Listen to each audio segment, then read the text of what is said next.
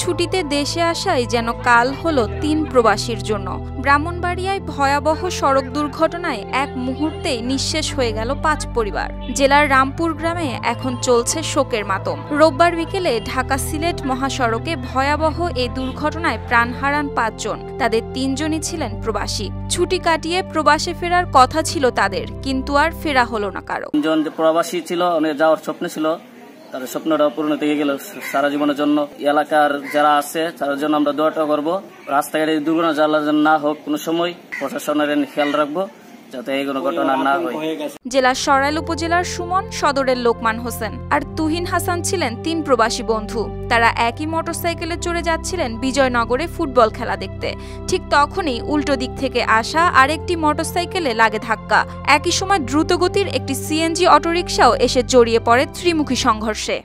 কালকে 4টা বাজে বাসা থেকে বাইরে গেছে, যাওয়ার পরে ওইদিকে হেলা দেখার জন্য ওর বন্ধুরা নিয়ে গেছে। যাওয়ার পরে আমরা 4টার পরে শুনি ওই অ্যাক্সিডেন্ট করছে।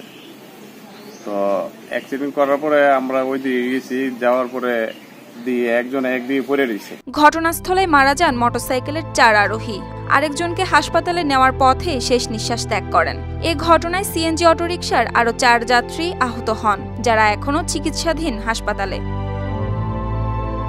এদিকে পুলিশ জানায়, বেপরোয়া যান চলাচল নিয়ন্ত্রণে নেওয়া হবে কঠোর ব্যবস্থা। দুর্ঘটনা বন্ধে হাইওয়ে পুলিশ আমরা নিয়মিত চেকপোস্ট করি।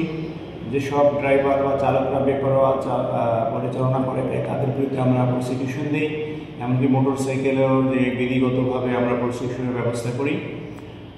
3 হুইলার সহ সকল ধরনের যানবাহন চেকপোস্টে আমরা আইনগতভাবে যেটা তাদের গ্যাপ থাকে সে আলোকে আমরা তাদের প্রসিকিউশনের ব্যবস্থা করে দুর্ঘটনাকে কমিয়ে আনার জন্য হাইওয়ে পুলিশ তৎপর এবং কাজ করে যাচ্ছে।